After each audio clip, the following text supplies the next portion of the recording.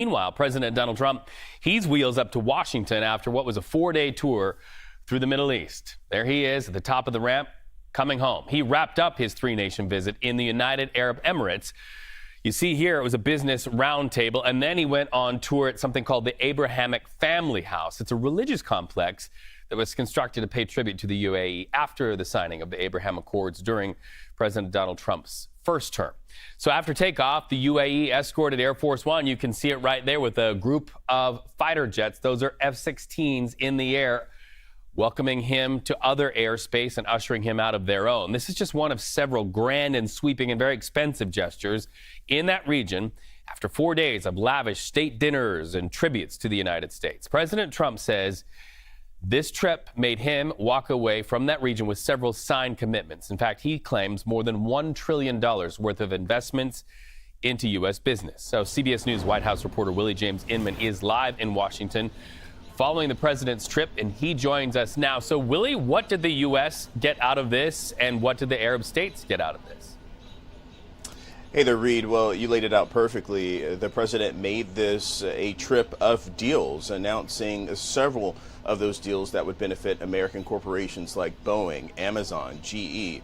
Most notably, Qatar will buy Boeing jets, over 100 Boeing jets. That is a multi-billion-dollar deal. On top of that, you have Etihad, the Abu Dhabi-based airline, purchasing several Boeing jets as well. So that's just part of this. The president also touched on this a little while ago, I should say, on Air Force One, saying that the U.S. has some $12 to $13 trillion in deals on top of all of these announcements that have been made in the Middle East, with those commitments benefiting both American corporations and corporations there in that part of the world as well. The president has talked about other deals time and time again, that multi-billion-dollar deal and announcement, I should say, with Apple investing in the United States. He's talked about these business deals as a part of a way to elevate and translate to the American people what he sees as the successes early in his second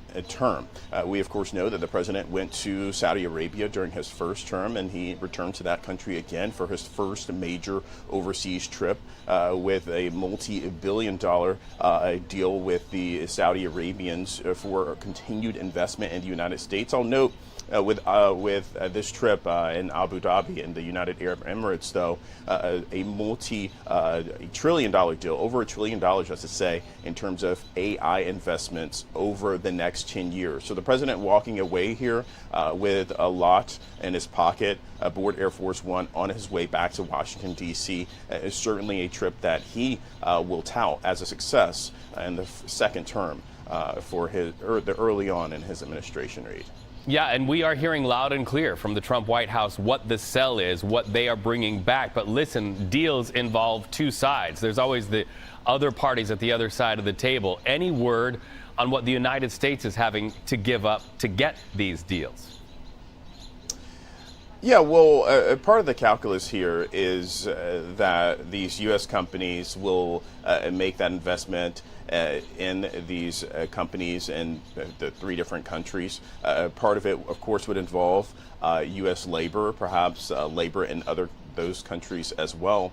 I'll note that this Boeing deal, Boeing has had its troubles in the past few years on top of delivering the new Air Force One. The president has really been a thorn in the side of that company. But with this announcement for that company specifically, it certainly is a win.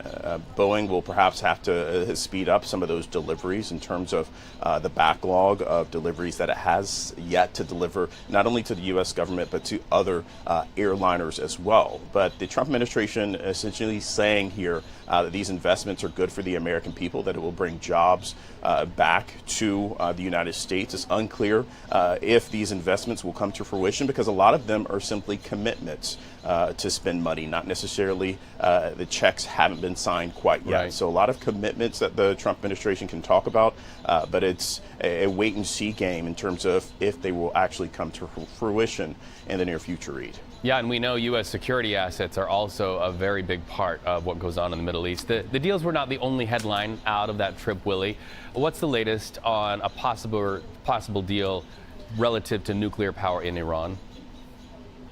Yeah, well, the president was asked about this a little while ago, and he essentially said that the Iranians have been presented with an agreement.